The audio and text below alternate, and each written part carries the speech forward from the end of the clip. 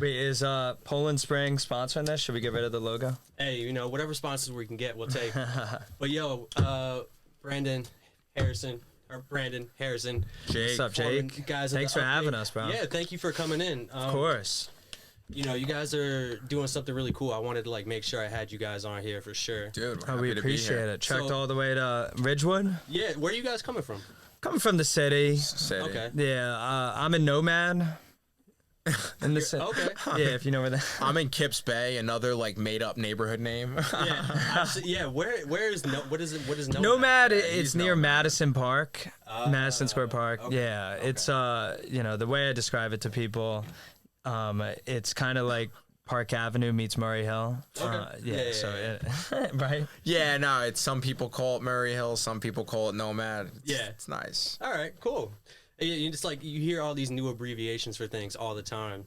Yeah, like North Gramercy now as a neighbor. South Village. Yeah. So let's talk a little bit about what you guys do, man. You guys got this really cool show, live dating show called Updating. Let's talk a little bit like about the background behind this, how this even started. You guys are both creators and co-hosts of the show. Yeah, so yeah. how'd you guys meet? Yeah, there's a whole origin it's a story. good story. Who's kicking off the origin? The media. I'll give my. He is a side. He is. We fight over who tells the story. Yeah. Well, it's such a good. It is going to be made into a fun story movie. to tell. Yeah. It's a fun story. It's kind of like Girl Next Door meets Superbad in a lot of ways. So it's cool. The medium story. I was out on the West Coast I was working in tech during the day. I started like this, I call it like a comedy dating blog, and I went on a series of first dates, and I was just creating content at the time, like anything. Honestly, I was trying to pitch pilots, unscripted, and I did this one little thing where I went on some first dates and live streamed the date. Okay. Pretty simple concept, but I spiced it up by going into the bathroom during the date and doing like a live update. So yeah, hey guys, like my date, she ordered a vodka tonic. How do we feel about that? You know, what do we think about my shirt selection? And in the comments, people were just ripping me apart. What were some of the comments? This guy has no swag. The date's not going to work out. I was one of those. He was one of them, and the date did not work out clearly. And I only did it a few times, but my own dating life was starting to suffer, so I just couldn't keep doing that. But I love producing. I just fell in love with like creating and producing and making shit that's like honest and raw.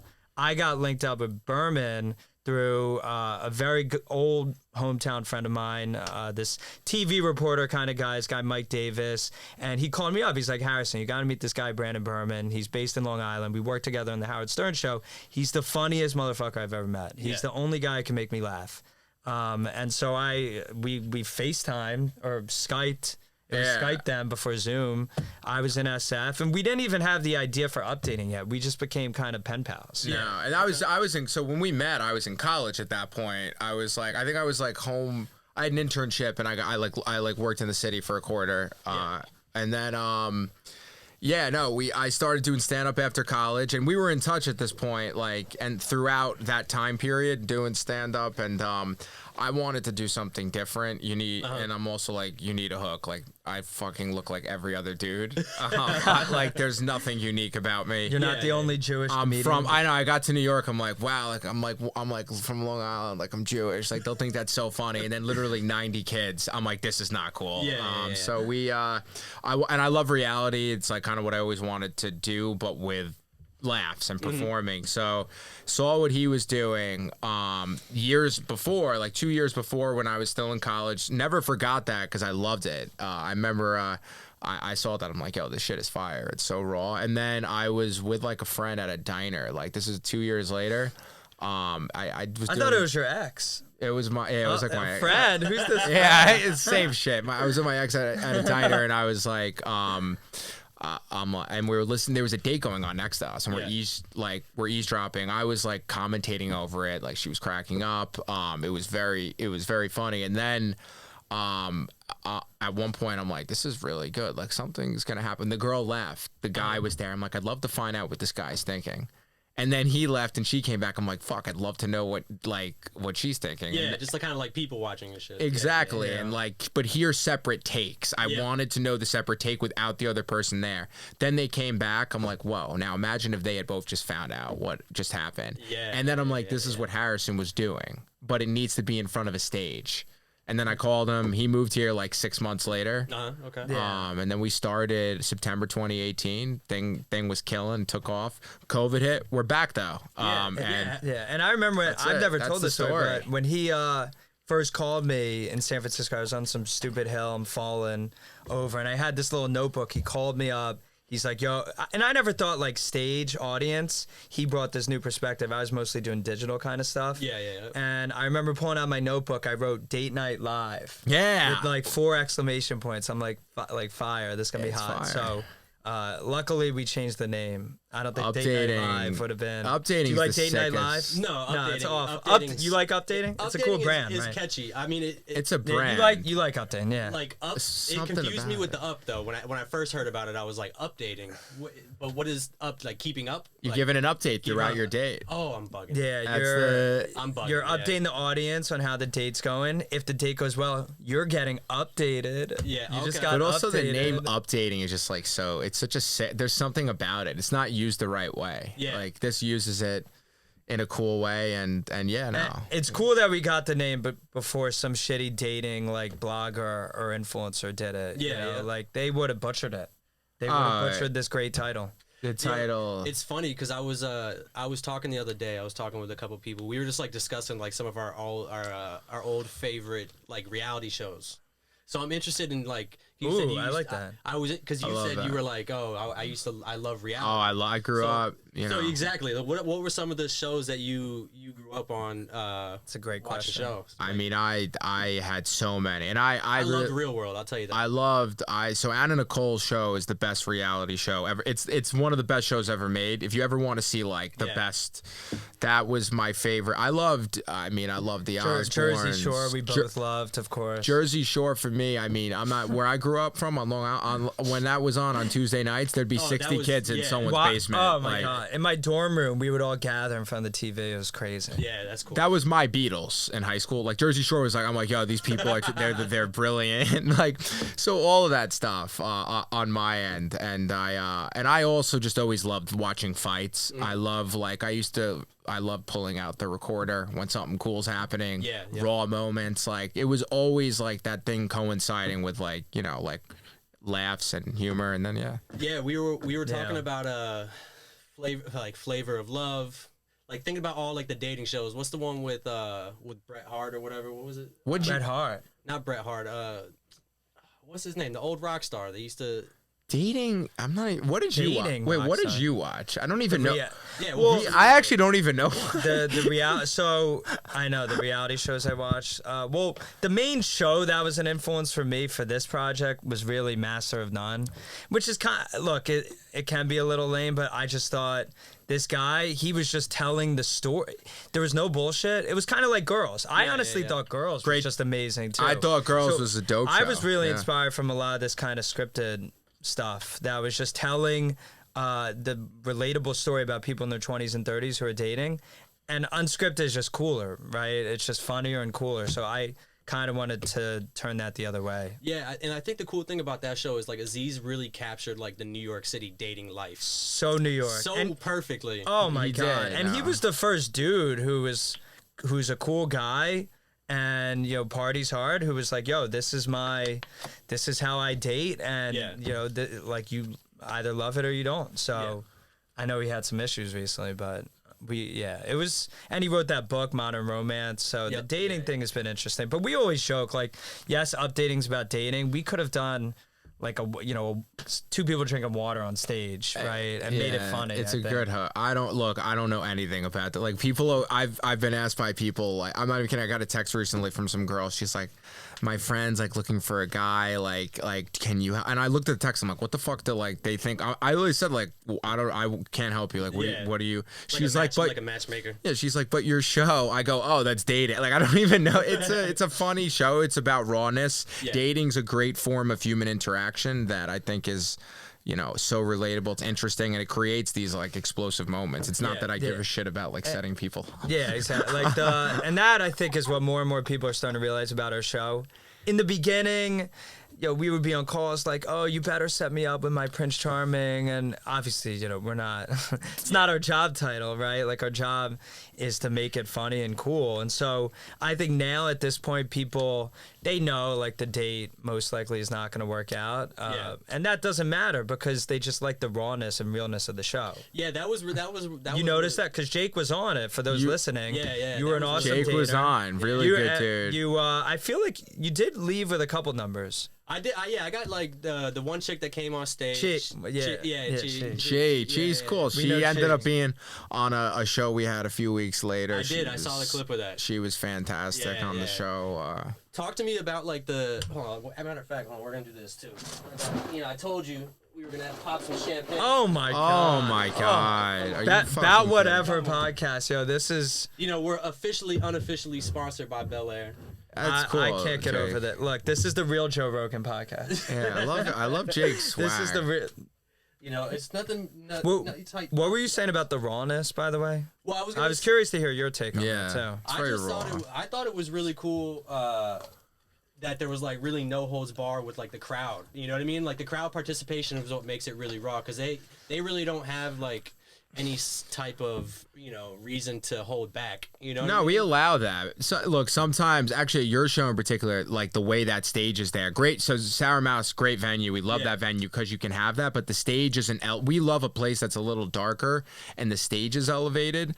And you could be away from the people a little. Like when there are two on top of it, like I've had people like yell during. I'm like, yo, do you realize how hard this shit is? Like that I'm fucking doing. Like there's two people that don't perform. Like we have to make sure like drag them through this. Like it's and this girl was like, why the fuck did you let him say that? Like I'm like, yo, we can't control. It's hard. That's the point. That's but that being said, I do love it. I love when people interrupt. I'm like a comic or whatever. Like I like when I'm an improv performer, so I like that. Anytime someone says something from the crowd, like Berman knows how to like react and make it flow with the show. Yeah. And I do think yes, people yell from the crowd. We bring a sporty atmosphere to comedy in a lot of ways, which nobody really does. Most comedy. Oh wow, champagne. Fuck yeah. If you think about comedy today, Jake, like you have the SNL crowd, right, which is one form of comedy. We're just a different form. Yeah. Right, all together. Oh wow. What's the toast to? Cheers to updating and about whatever podcast, and you guys just coming through, man. I would come back. I mean, with mics I like this. it here. I like it here. Yeah, these are the cool. Right.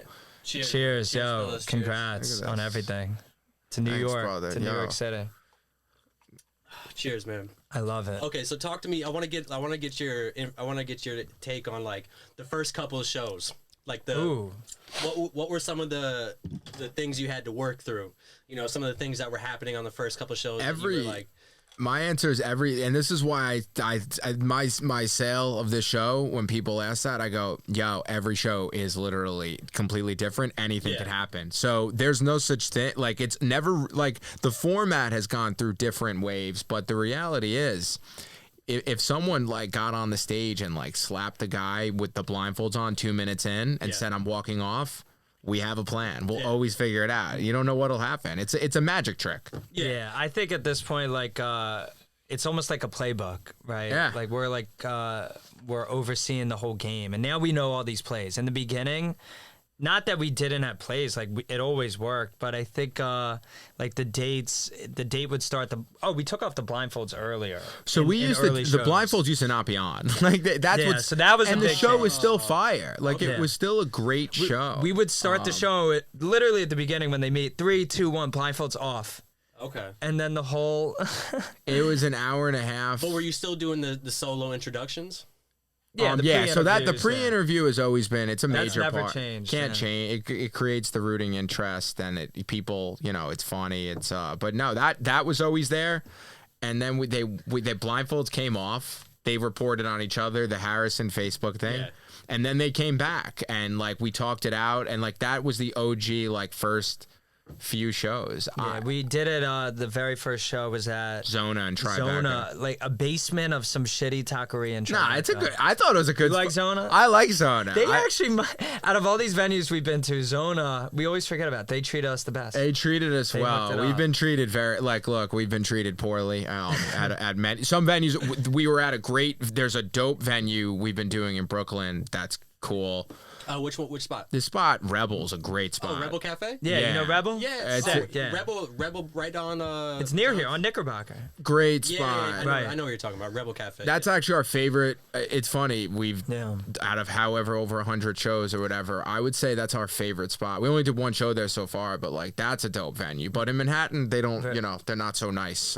Rebel's sick. And actually, now that I think about so we did these first few shows, it was poppy. Like people would tell their friends after. We had the worst flyer in New York event history.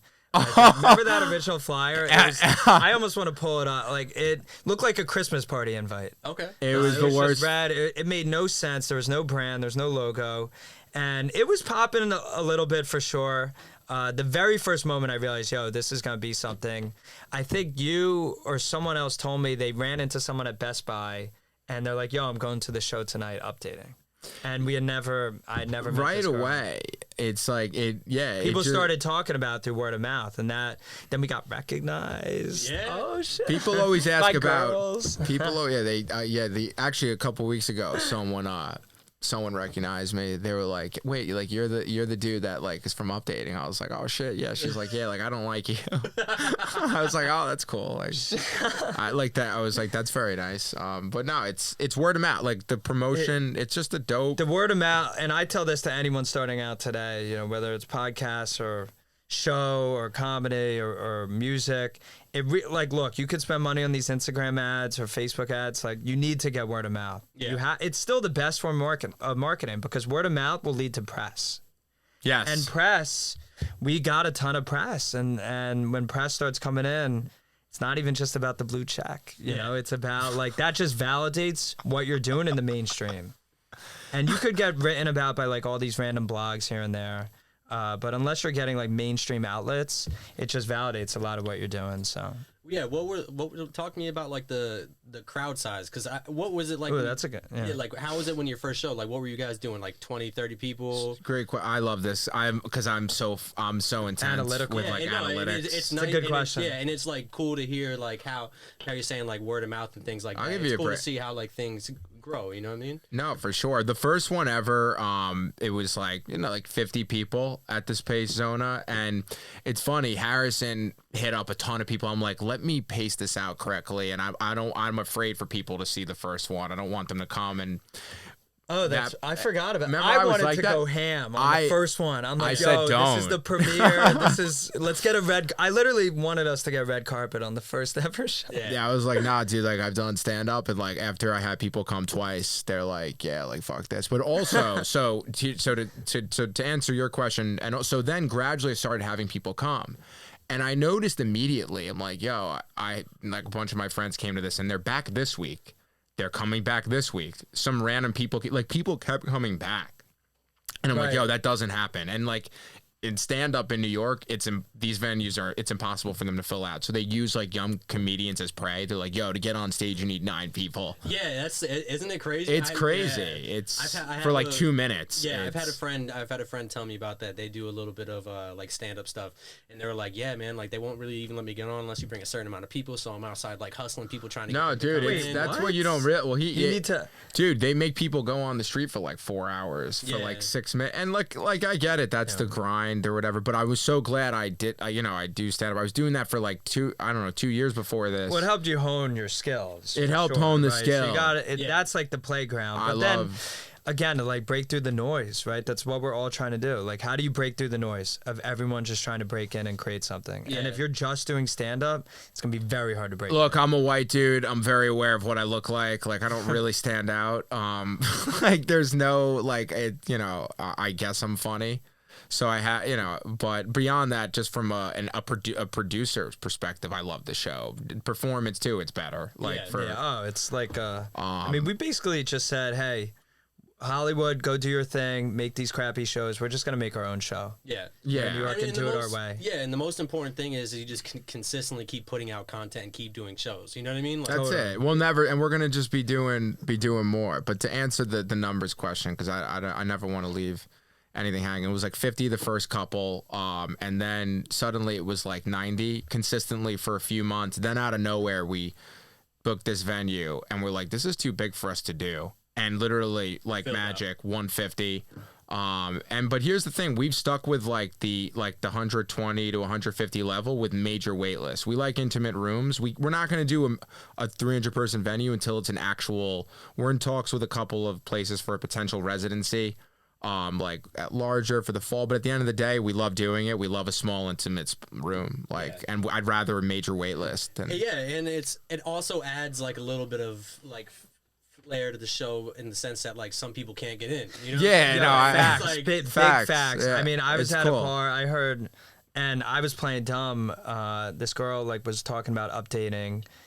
She didn't even know I was involved or anything, and she said, "I heard it's really hard to get a ticket there." And that is just the coolest thing. You can hear anyone say about your stuff, right?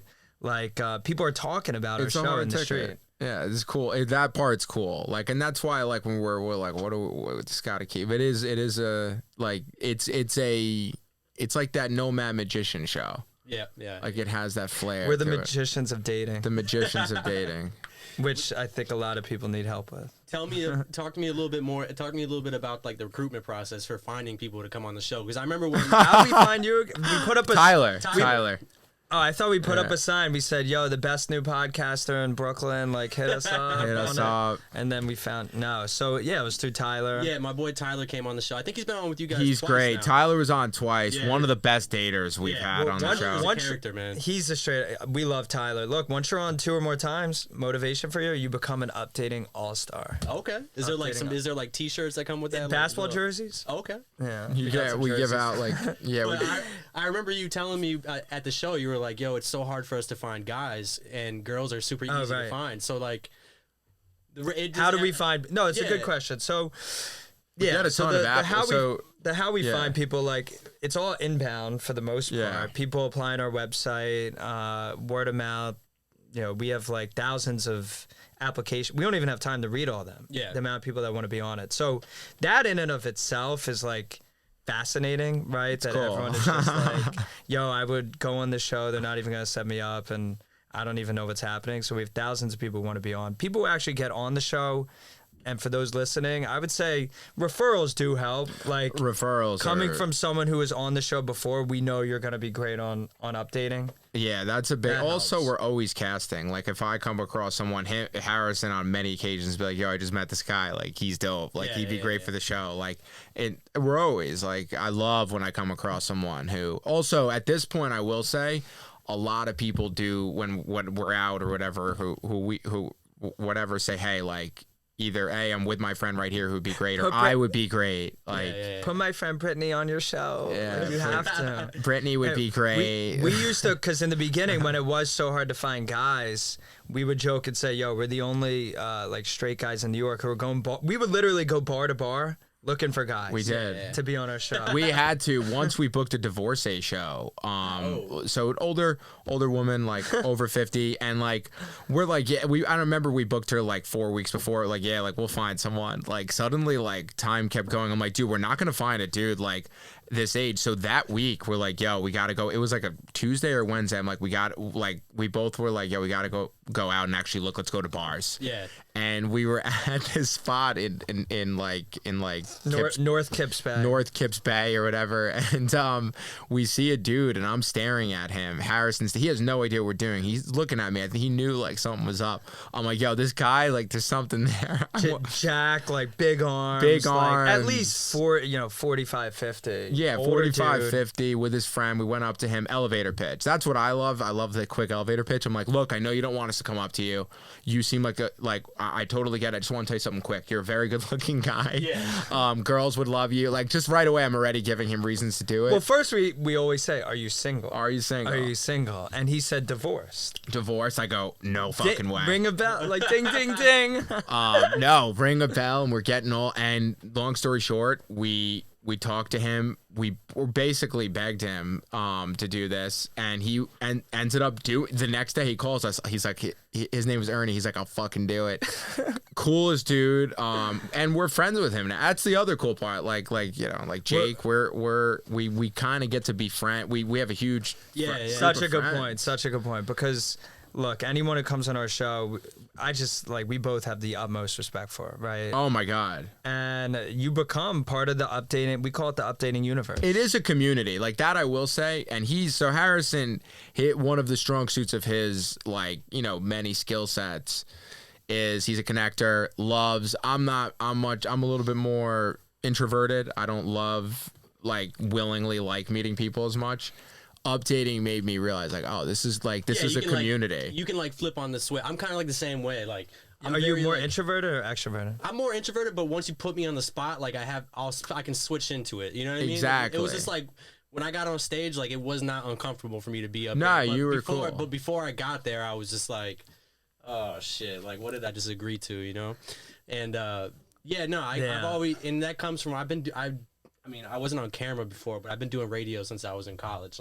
So that's awesome. You have that. Being in front of a mic or hearing myself in front of a crowd didn't really, make me feel a certain type of way. It was dope. What was different or surprising about being on the show that you didn't expect before from your experience? Yo, I talk about this all the time with people when I tell about the show. I'm like, bro, when I did my first, I think it was just the introduction before we came out blindfolded. It was really the crowd that did a lot for me, man, because it was just you guys got them to scream Jake, oh, right, and I was just getting super hype, you know what I mean? And it was fun. It was fun to kind of play the crowd a little bit too, because you're saying things, but you're also kind of paying attention to the crowd and how they react. That's cool. To, That's cool. It is a good. That's such a good. Yeah, Jake. Yeah. Girls are oh, Jake. Well, no, because it was so funny, because it was the girl who I was on stage with, we might not have connected that well. Who was his date again? She was from Long Island. I don't. Wait, she wasn't from Long Island. She seemed like she's from Long Island. What was her first name? She came Sam. Sam. With Sam. Oh, she came with a crowd. She came with 20 people. Yeah, which is also we don't want people to bring friends at this point. Yeah. We forget. So early on, it was it just adds to it. Now I'm it takes away from the show if people's friends are there. Yeah. I like two friends for people. But it was super dope to be talking to Sam and me saying things, and her, I could tell she was kind of not on the same page. But then there was girls in the crowd that were you know what I mean? And right. it's just you're kind of playing both scenes. You're trying to figure out which way to go, and that so, is a very interesting. That's a good dater. Well, you've done it. I've never done the date or the special edition. I did. I wanted to see what it was like to be a dater. So I was a dater. I was gonna ask you guys that. Yeah, how did that go? He set me up with, a perfect 10 out of 10 Swedish model, chef or something. I don't even painter. Yeah. Literally my type to a T. He would have married her. He would have married her. She was very awesome. Cool. I wrote her a poem because I knew how to play the game a little bit. Obviously, it was a little cheat code. I wrote a poem. We made out with blindfolds on. But after the show, I went up to her. I was like, "Hey, let's go out." And she's like, "I'm moving to Sweden." Yeah. So that did not work out. Well, they even try on the show that we did. The crowd was trying to get you to be involved with. Yeah, and that happens a lot. I'm no. It's because the crowd's hyping you on to do it, but you're trying to keep it professional. No, I have no intent. I kind of get that though, because it's for some people it's very scary being up there, and it's this guy's making sure everything's good. It's almost like Stockholm syndrome. That's in a lot of ways, right? That's a good analogy. You know what Stockholm syndrome? Yeah. Where you start to kind of you become in love with your kid now. Yeah, with your cat, with who your cat. But he does a great job of making people just feel comfortable up there, and I think. And I'm just no. I think you ended up on the date once or twice. Early on, I went on maybe a couple dates, or no, maybe one or two, and then I I'm also like a drill sergeant. Like I'm just like this is my job here. Like I have absolutely no interest. It. I mean, I would do it every week. It's fun, but that is such a good point about the people in the crowd because we always say. So Chi, her name is Chi. Chi, yeah. So Chi, for those listening, Chi was very interested in Jake. She was going crazy the whole show. She saw your vibe and she like just exploded. That's the stage. Dopest part about it. And she was very, very cool. Yeah, when she she got in the Bronx, so it was like a little far out the way. We still like communicate here and there on like Instagram and shit, but she's cool. Well, that's what's cool. You meet people at the like wait, hold up. We still communicate on Instagram and shit, which means so you're just like sliding into her DMs. Oh yeah, but not like sliding in the DMs like trying to link up and shit. Just sliding in the DMs. Maybe she posts something funny. I might be like, oh wait, did this? Did you hear that? No, it's back now, right? Did this cut out for a second? Yeah, like a second. Yeah, no worries. That's so funny. Well, this is actually interesting. Like, I texted my friend the other day. If a girl's sliding into your DMs, she is into you a little bit, at least, right? Yeah. She has to be. I mean, and vice versa. Like, I don't respond to stories unless like there's a little bit of intrigue. Yeah, that's true. That's true. But there is sometimes like where some girls could just jump into your DMs and just be like replying to something stupid, and you might misread it, and then all of a sudden you're jumping into her DMs in like another way. You know what I mean? That's true. Yeah, it's tough to read the cute. Yeah. I suck at all those things. I sucked at dating apps. Like I don't do any. They're the worst, man. I hate the online shit. They are the worst. It's terrible. My game is so bad via text. No, it's not. I do. He got me at the voice note. Like voice this guy does voice notes. Which no, is sick. I don't. But I have a couple friends that do, and I'm in their dating life. No, not. I mean, just like. They'll we'll be texting and they just send me a voice message. The voice note. It's cool. Mostly in dating, right? It's You've cool. used it in your dating life. I have. It's fun. You right? connect with it. Yeah. You can say whatever. You could be walking down the street like, hey, like. I just saw a bird chirping. Like, there's the trash guy. Like, I'm thinking about you, and it's just so. Especially if you're outside. For timing too. Just looking at your phone, drives me crazy. It's a great also I loved walkie-talkies growing up. I think it's a great form of communication. I think texting takes too much time. I think you make mistakes. Stream of conscience. Here's what's going on. You can kind of read it wrong. Yeah, it's with your great. Voice, you can hear like how you're speaking. You know what I mean? It's a little bit more direct, I guess. But I don't know. It's weird for me. It's like sometimes like just get it. Start. You're also a radio guy. I feel like you'd be great at the voice notes. Girls would love your voice note. Maybe. I don't know. I should try it. You just got to start, and then you'll just get it. Like I remember when you first were like, "Yeah, I'm doing this with girls." This is like I don't know, maybe a year or two ago, or 2 years ago. And I'm like, dude, what? Like, and then I'm like, oh, let me try this, and then I'm like, and then before I knew it, I'm doing it with everybody. Yeah. So it's addictive. We actually, it's addictive. So if going back to the show for a second, like part of our creative collaboration, we do voice notes a lot. Long ones. And I have heard a lot of music artists do that as well. When they're playing out beats out loud and stuff like that. Yeah, they record their like the tempo. Oh like, shit! They record that. And so just like they put for it to be recorded later on or whatever. Right, because you can't text the words like this is what it sounds like. So we do voice note. I like it too because I think calls sometimes can go off track, especially with us because we're friends too, obviously. And it's just good to like get your stream of conscious. This is what we need to get done, problem solve, and this is an idea or two. Right? Yeah. That's that's a very interesting. I didn't even realize that is like kind of a more of a music artist style of communicating. We're like that. Sick. So what are some of the bad times of the show, like with like guests, when you've had like a shitty guest, or you might you have somebody shitty in the crowd that you might have to kick out? What are some of the bad things that you've gone through? Oh my god, as a host? As a host of the show, good question. Because I can imagine like you got somebody rowdy in the crowd and you're trying to host a show and you're trying. Like how do you guys deal with that type of situation? There's so many examples. My biggest thing is like it is at the end of the day, the show is playing to a lot of different types of people at once that are looking for different things. It's great when the majority of the audience is there for the humor. Those are the best shows. Yeah. But you occasionally, you get people. I've had people come up to me after saying like it didn't work. Like what the fuck? Like I don't understand how you match them. They're yelling about. I'm like yo, like are we gonna do this? Like just leave me. People don't realize your head is spinning after that, and then him and me after the show. I don't want to talk to anyone after the. I just want to be. Because you get out of there. Yeah. It's just too much and. and look, everyone everyone knows your business better than you. It's just anything. You could be anybody, and people have advice. I'm like, I don't need unsolicited like.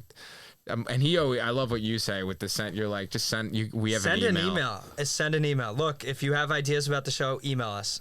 And I'm not even trying to be rude when I tell people that. Like, look, I just don't want to hear it. We have an email. Send an email with your ideas. Yeah. And yeah, just bad moments. Like we did have a reporter one time. I won't name the outlet. Send us like an essay, a 2-page essay. Oh, wait a minute. I forgot. The show is ruining society. It's so messed up. Like what you're doing to these people. Like it's just awful. And first of all, like everyone signs consent forms, you know, like people know what they're getting themselves into. The crowd signs? Or the daters. It's on our set. We have a legal. And we have the legal. We're good for that. I don't think I signed a consent form. You verbally did. We record. What if I told you I record? No, we do have those. Also, I will say, anyone who gets every dater that's on the show literally thanks us. We become friends with. I'm like, yo, they're having. This is. Yeah. It's an open experience. Like people are here to open up and like to like leave us the like people are very insensitive too. Like this is our work. Like, but that comes with the territory. You do music, people are gonna come up to you and say you suck. Yeah, like for sure. Exactly. Like I'm trying to think other bad moments. I mean, we've had shitty, like obviously hecklers, and then with the journey of updating, we've run into some just bad characters. We've seen it all. It bad, really... you know, because we've like right before COVID, this was the entertainment. This is what you do. You pop, you get on national press, and then you kind of get a TV deal, right? Yeah. And and you sign with an agent. And we did like all of that right before COVID, and then we just ran into like a number of bad characters along, right? It's more or less the people not at the show and some of the people you end up you know, trying to work with. But we've learned a lot.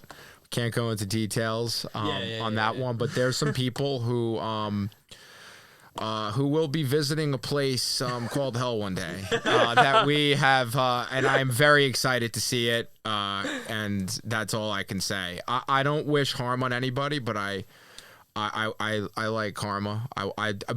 Bad people. I want to see bad things. Yeah, no, because I was you fuck with that. Yeah. I was thinking, I was just like, you know, when I was on the stage, there was like one moment in time where a girl was like came from the crowd, was like, oh, I got something to say or whatever, and was just like, oh, I don't think that Jake's a good fit for her because, you know, she's a type A personality, she's a type, or, you know, it was one of those things. Someone in the crowd said that? Yeah, and then her boyfriend came up and was like, yo, I gotta take Jake's back on this one, like, da-da-da-da. But the point of me saying that was I was gonna say, like, has there ever been a time where, like, the crowd chirped in on something and the guests couldn't handle it and kind of like got upset with the crowd? We don't let that. That's a great question. That's a great question. So the Divorcee show kind of had a little bit of that. With Ernie? Was he yelling at the crowd? He wasn't was a little yelling intense, at the crowd, but like he was great though. I mean, it's a good question. It's a very good I question. don't let that happen.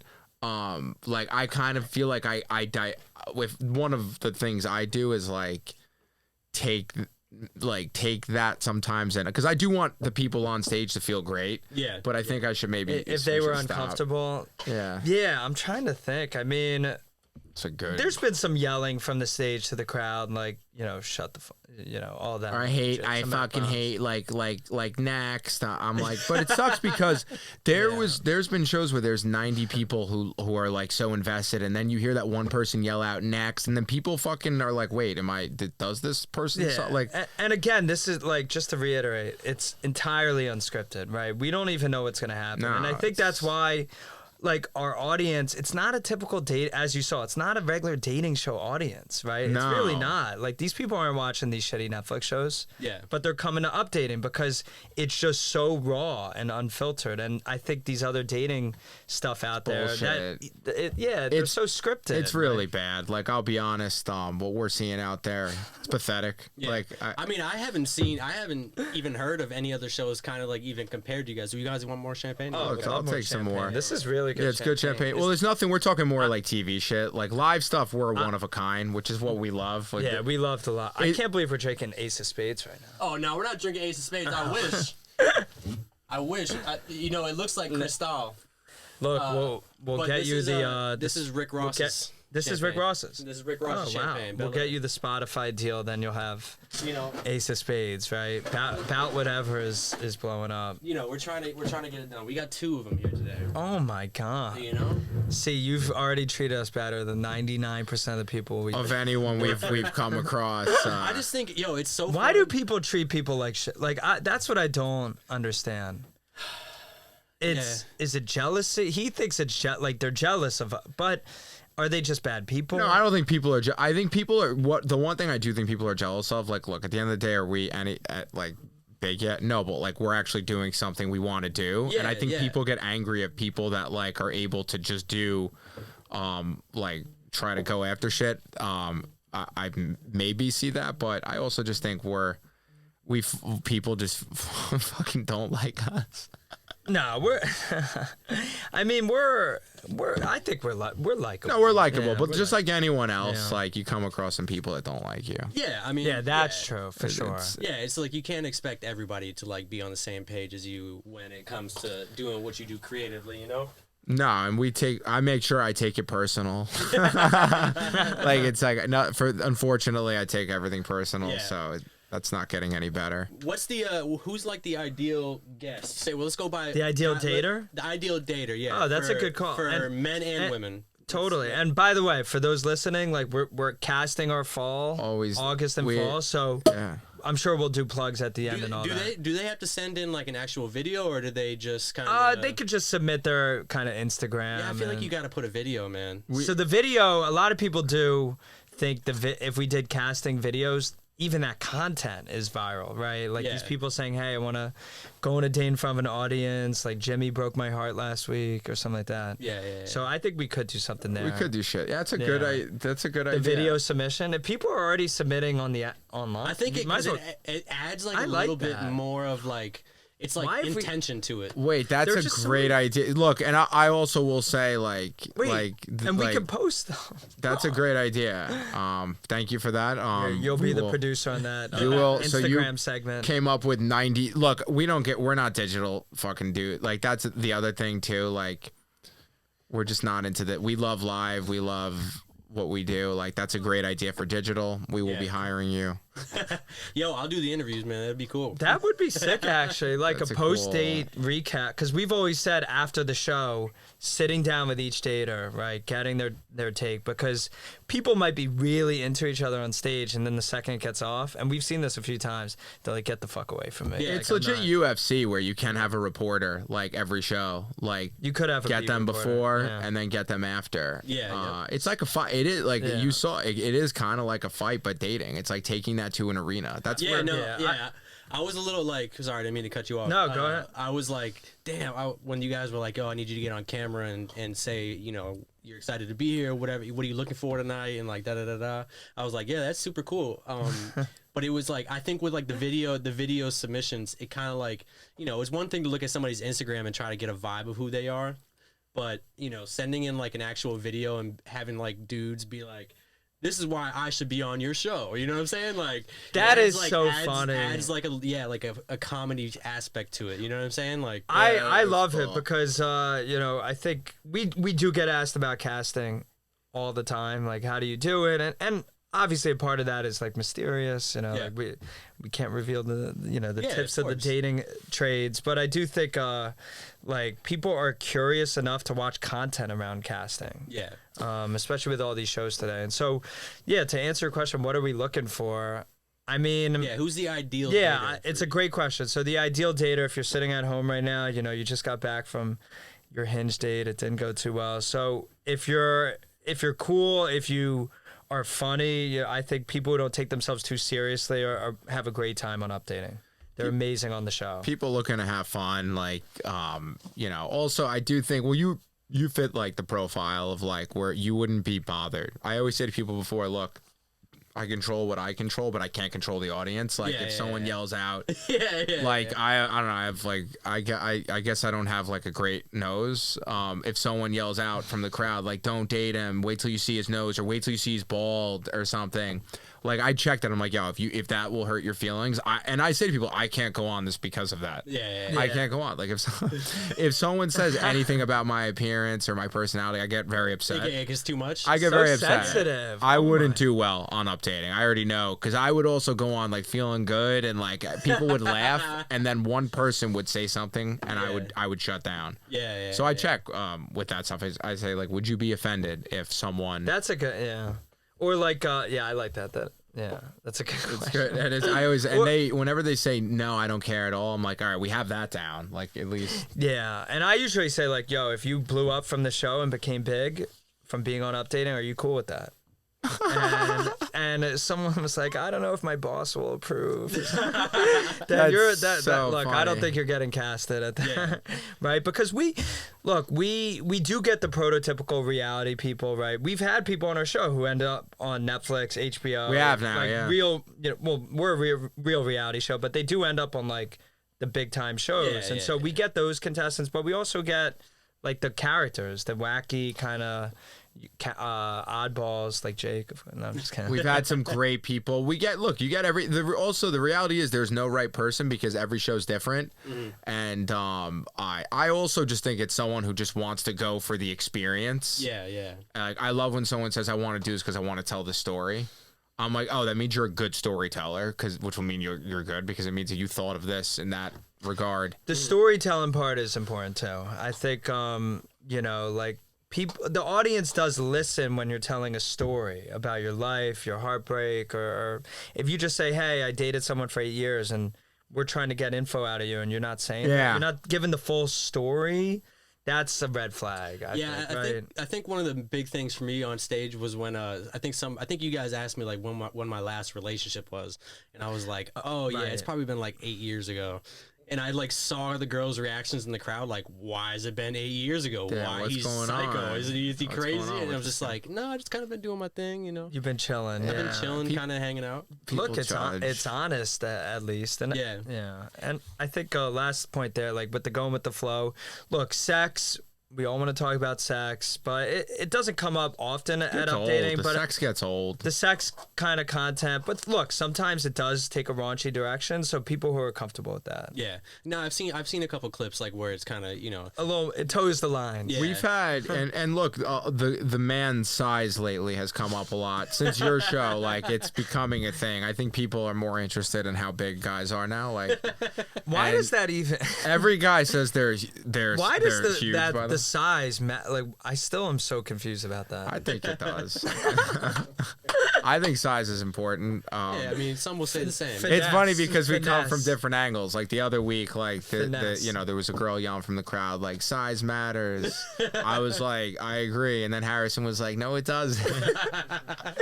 Clearly, look, what I always say. That's almost TMI if I'm saying no, it doesn't. Right now they know. Look, it's all good. I always say, whatever you're working with, make it work. Yeah, that's all. I like that. That's what I've said. You gotta do.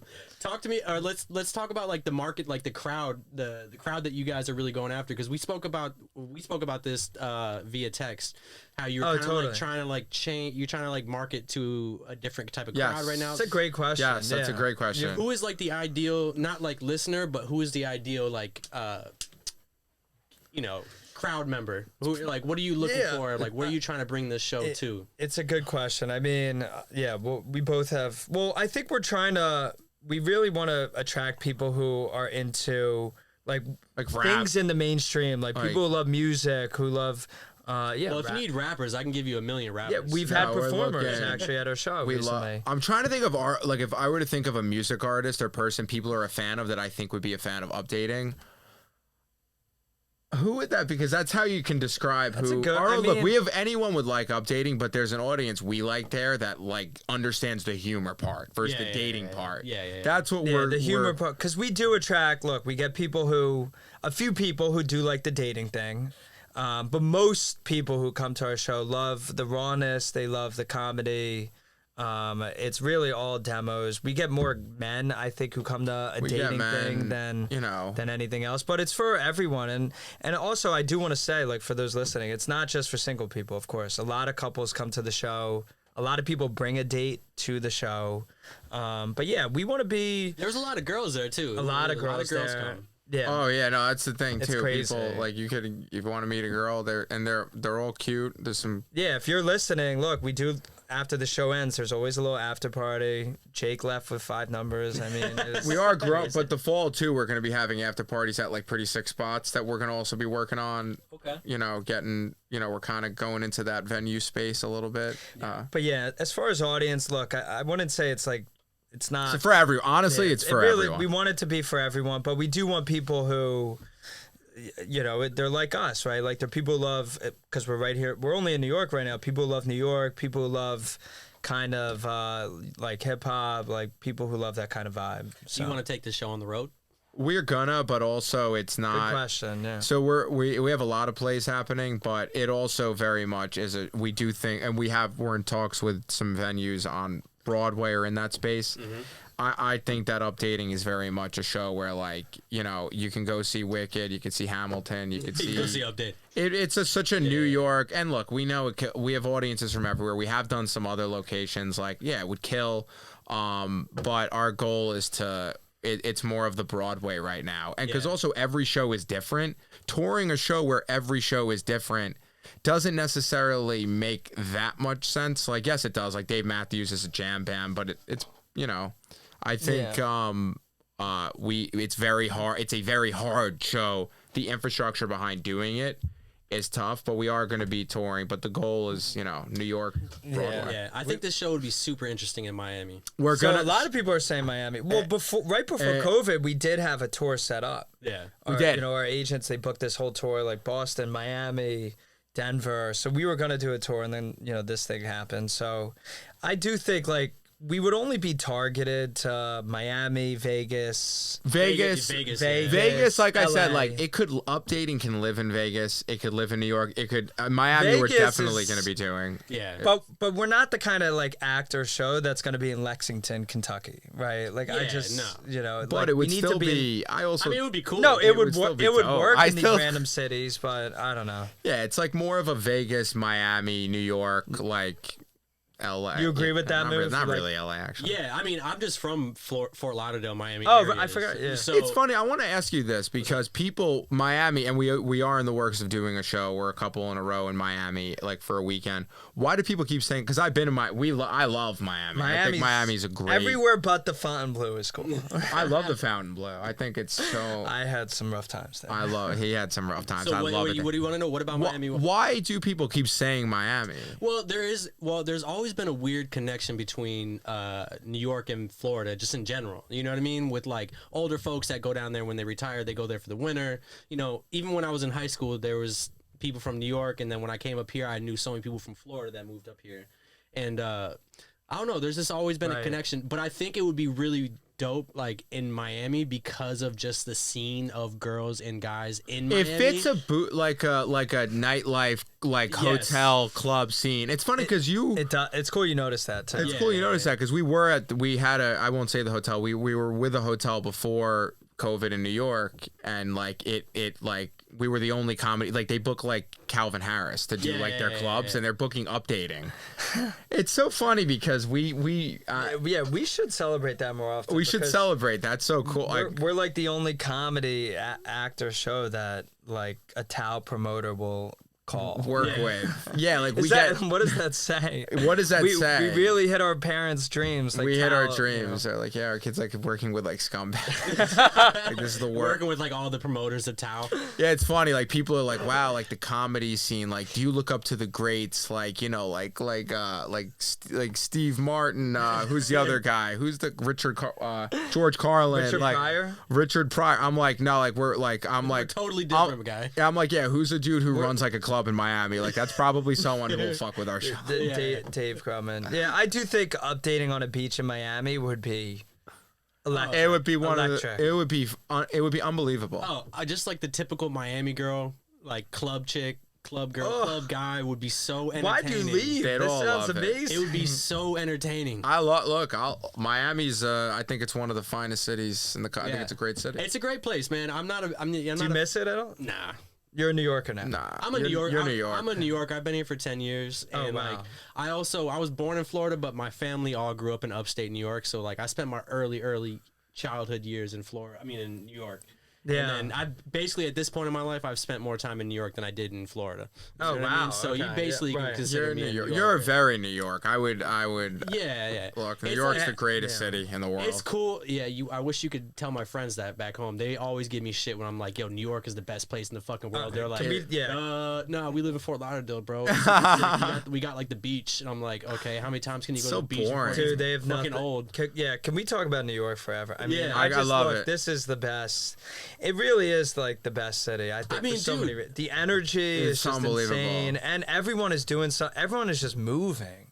They're doing something. Yeah, and it's constant, so like, it's all over. Like we have a friend he started a big company, cleaning services. yeah. It's And- called Gleam. It's blowing up. Like I'm like, where can you find a place? Where are you gonna go somewhere where someone just started a cleaning company? There's a dude who's a dentist. There's two dudes starting who have a dating show. Yeah, like feel free and to grab more. It's so. it's I cool. might have yeah. So it's so the interests here are so diverse, right? Yeah. And I do think for humor and everyone is kind of funny in New York, right? Like your barista's funny, your Uber driver's funny. And everybody's got a story. Wow. You know?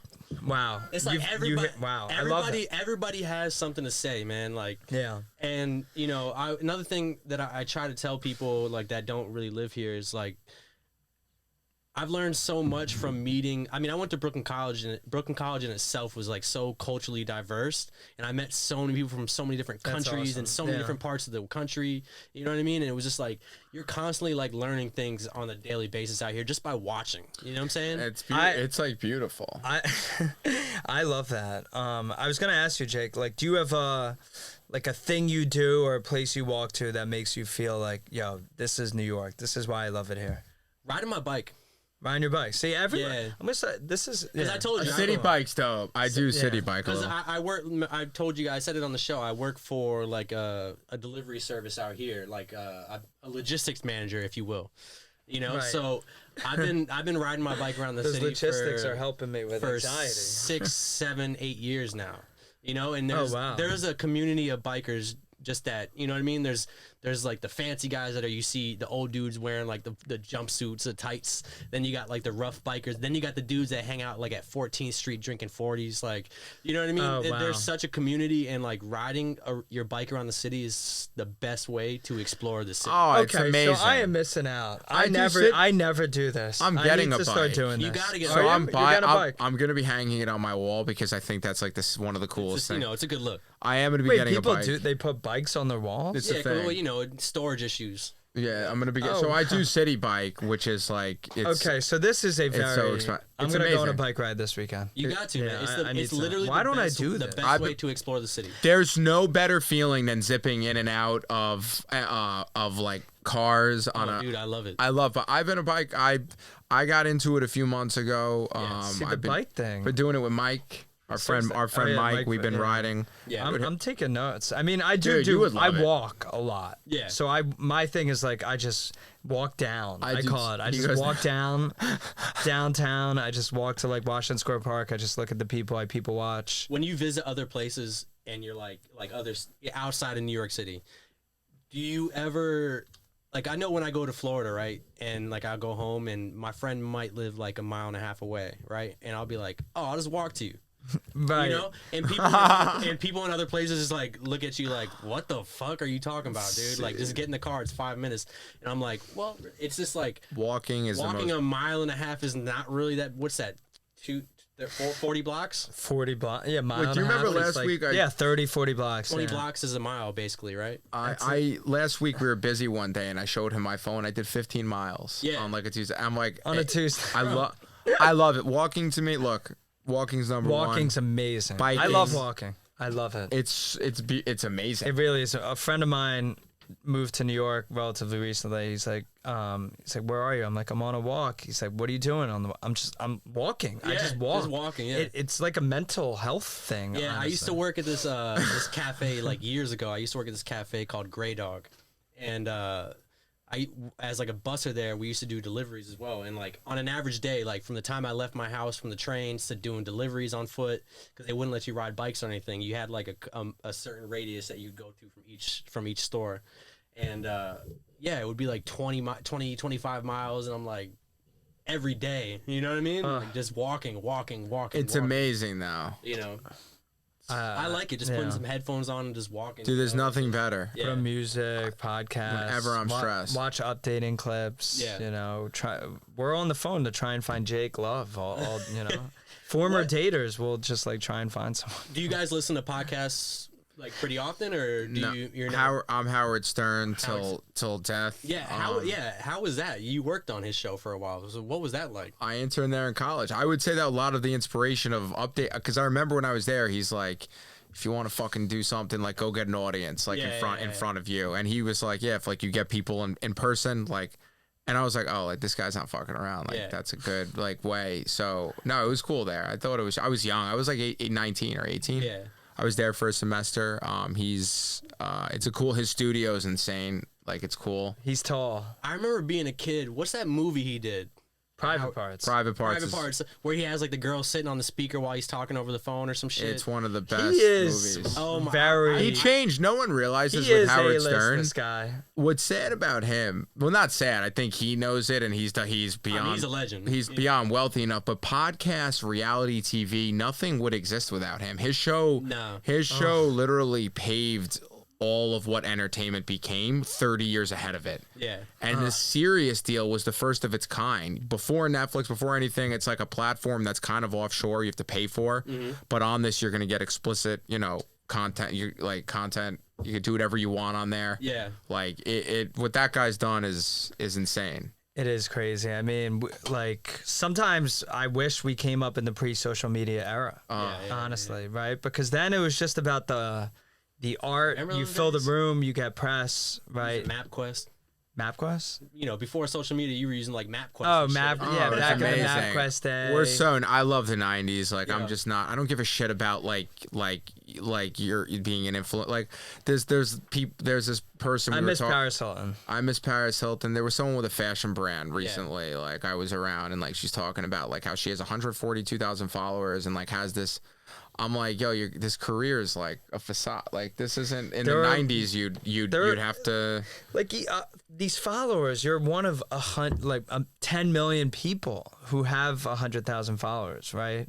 It's just not like it's cool and it can help you push the needle. But I feel like at the end of the day, what Howard Stern did and what we're trying to do is just create something original. And then let it work. Explode from there. Yeah, you know who else was like an early innovator of like that type of stuff that doesn't really get the credit that you really hear all the time is Tom Green. Tom Green. Drew Barrymore's ex-husband, right? That's all I know. That's literally all I know. You never seen the Tom Green show? Not really. Wait, Tom Green. Tom Green was doing podcasts early in the day. He had a whole studio in his house. What? Yeah. Interesting. When did the podcast term even come? When did that start? Joe wrote. Well, what happened though? But here's the thing though. Howard Stern created the idea of you could talk and people will just be interested in hearing conversation. Yeah, and you could say whatever you wanted because they were Sirius XM. There was no limitations to what they could talk about. But what was beautiful about before that, he was dancing on this fine line, which I love. At the end of the day, I love the idea of like you could get in trouble. Like that's cool. But Tom Green, Tom Green, man. I don't know anything about him. Look it up, dude. Tom Green had like a full newscast, like newsroom basically in his house.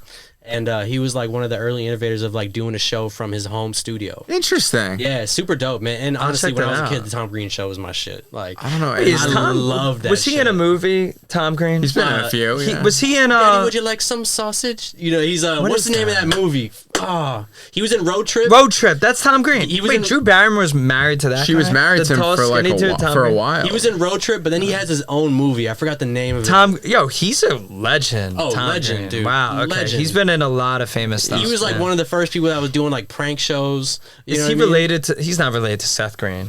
Nah, I don't think so. No. Wow. And the 100 other million people who are last name Green. They're Green, yeah. That's cool.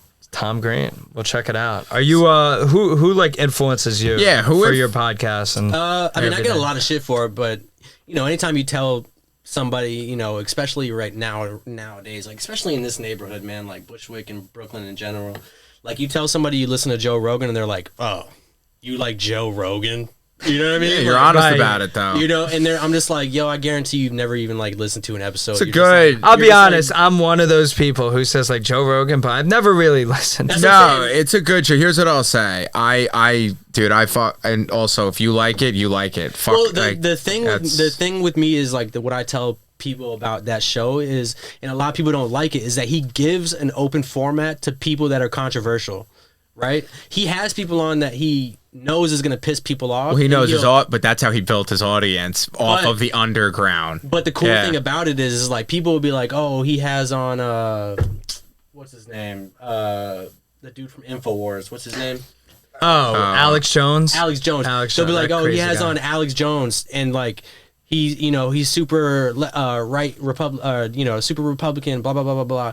But like he'll have these people on, and if you're not listening to the episodes, like you won't realize that he disagrees with those people sometimes. So you know what I'm saying? It's that just like, I will that's say is cool interesting. Wow. about him. he doesn't agree with everybody he has on. He brings them on so they He can says have a you're wrong. conversation. He says you're wrong. For sure. Okay. For sure. Yeah. No, which I agree with, and no, I think it's a good show, I but don't think his stand-up's good. Though. no stand up.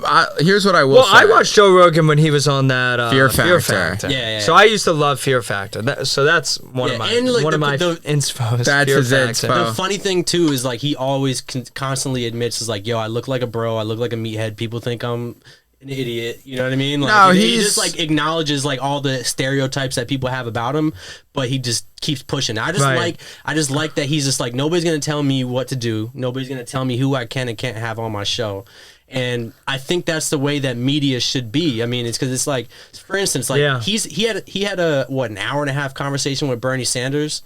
Crazy. When do you get to have that? You know what I mean? Like, Well, outside he of- has a platform. Here's what you I'll know? say. Look, Howard Stern did all of it first. Exactly. I can't. Yeah, shout out. Yeah, of course. Joe Yeah. Rogan, the specific thing he's good at is allowing people to give their take. It's Yeah. not. He doesn't make it about himself really. Yes. He lets someone give their take, then he counters off it like with his take, which Yeah. is cool. I think and he's also master distributing like the footage. He kind of created podcast footage in a way. Yeah.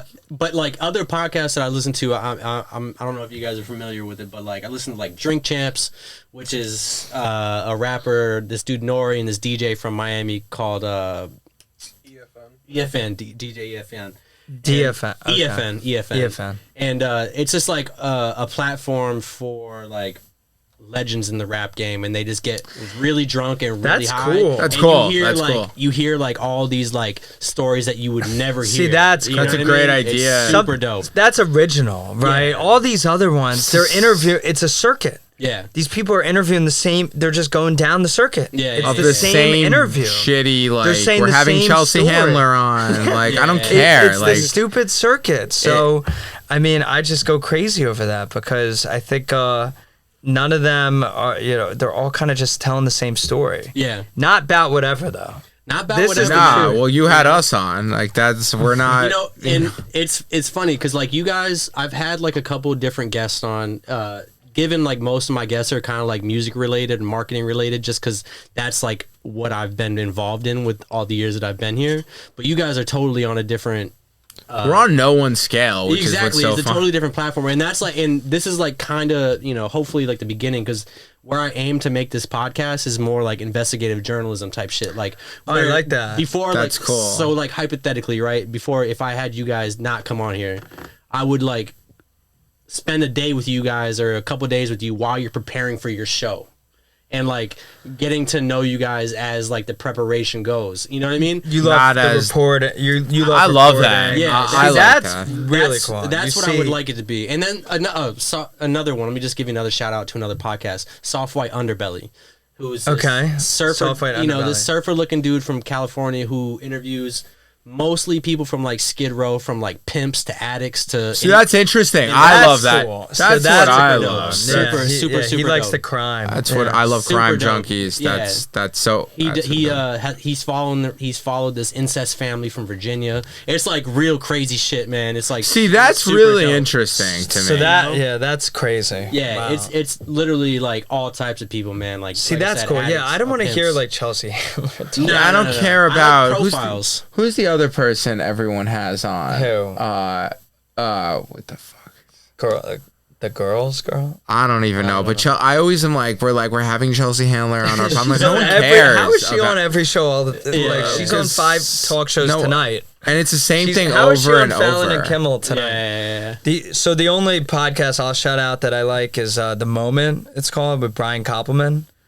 So he's the guy who created the show Billions and the movie Rounders. Have you ever seen Rounders? I don't know if I've seen it, but Rounders is a classic, actually. Poker movie. Matt Damon. Vince Vaughn's in it. Oh, right? and Edward Norton's in it. There's a lot of big. No, Edward Norton, Matt Damon. Isn't Vince Vaughn in it?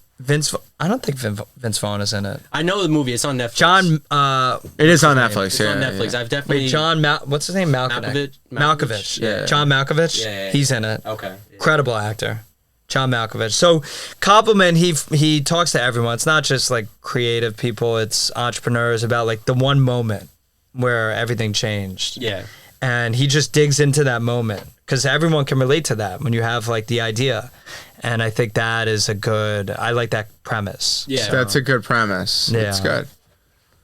So before we before we get out of here, what's next for updating?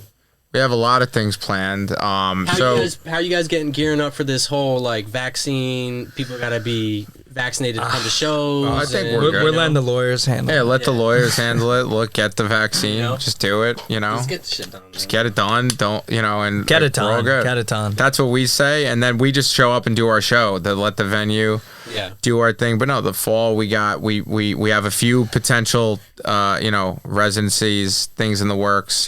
Miami. We do have something very special that's taking longer than we expected. Starts with a what?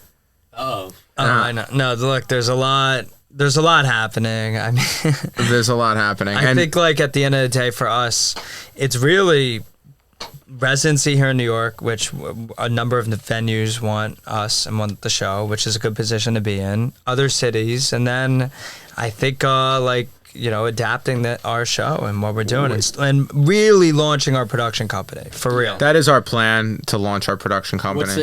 What's the production company? Ross Tyler Media is the name of our production company. Ross Tyler Media. Yeah. It's cool. And then and we are going to be buying a venue. So I don't want to say it, but we are. So we can cut it out. I don't even. So we are in talks. This is high level. This is some high level stuff. I mean, for Bout whatever listeners. But look, a few people approached us with the idea to kind of open a venue, and so we're exploring that, and it makes a lot of sense. Brooklyn or the city? We might do one in each. We've learned a lot about Start in the city for now. That's a lot of opportunity. It won't be in a lame part of the city. It'll be cool. But I think like the venue game, we've learned a lot about it, right? And I think presents a lot of opportunity. And also like updating's our first show, and we're gonna do it forever, but we're gonna have other shows, and we need to we can't. It's just so it's so much easier if we design a place around what we're gonna do. We're gonna pump out formats, make it a dope vibe, bring them, cool bar, maybe good lighting, lighting, Edison bulb lighting, bulbs. And then the other thing for the show itself, I won't say who, but we are in talks with a few like high profile people to come on the show itself. Okay. Which is what's cool in the fall. On the show. To be a dater. To be a dater on the show. So we have someone very cool who anyone would want to see on a date who's going to be on in the fall, and that's why we're trying to finalize our dates. Like someone we can't even give a detail. Guy or girl? His name is Ben Affleck. No, I want to see that guy is what he's already off the market. We missed the chance. What that guy's doing. He's with J-Lo. He's taking, they're back together again. He's taking over the country. I don't know if I approve of that. Of them? Yeah, I don't know. I think Ben Affleck. I was not an A-Rod guy either, but for her to move on that quickly, come on. I mean, she was with him back in the day, though. To be fair, but what's done is done. Can I? This 20 years, 30 years ago. Can I chime in though? The celebrity world, it's like wrestling. Like it's public. Like it's all an act. Like, it's not real. And maybe it is. I don't want to say anything. I don't know. His hand seemed in a place that was pretty real. Yeah, But we do have some big. We're very excited. Beyond it being cool, we're excited to see this particular person on a date. It's huge, and a lot of people have said this early on. Like, it would be cool to see Selena Gomez on a date. That's not who we're talking about. Why'd you just give it away? Well, that's not who we're talking about. But we were in touch with a few people like that. So, and it's gonna be cool. If you're listening right now, come to our show. You don't know who will be on it. You don't know. Yeah, it could. And when's the next show? Next Friday we have a show. Okay. And the following weeks in the fall we're going to be going very hard. Like we a lot of people want, like I said, we have this.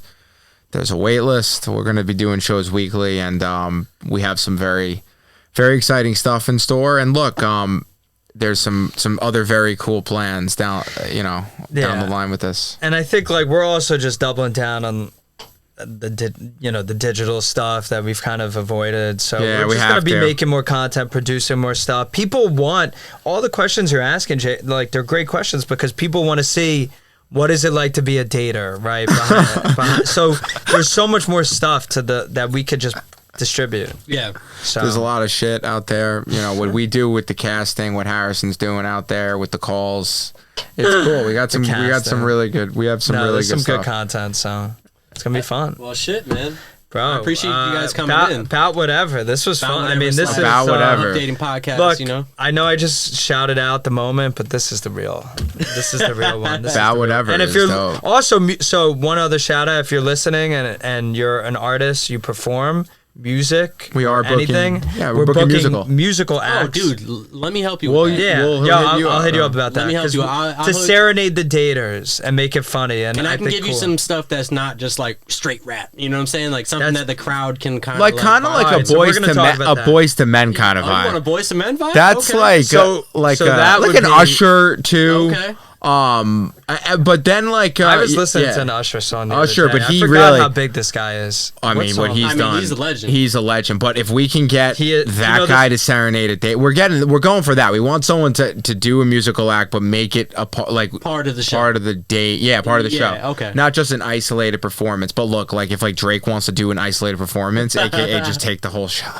Like you could do it, but no, Drake on a date.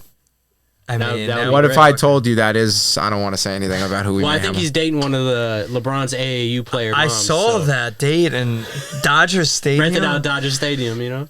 What he's doing, but can I be honest? And I told you this years ago. He inspires Drake inspires a lot of what we do. Like we're not really inspired by the regular comedian people. I really like Tarantino's an inspiration. Tarantino, Howard, sure. Drake also people who go against the grain. That's such a wide range. Larry Tarantino, Drake, Howard Stern. It's anyone who was a trend who started right? In this world, I'm telling you, you gotta do something different. Drake created YouTube, or MySpace. He was the first. I don't know about that. No, not creative, but the way Soulja Boy was one of the. The first of the first. No, I'm sorry. No, but Drake came out in 09, 08, and.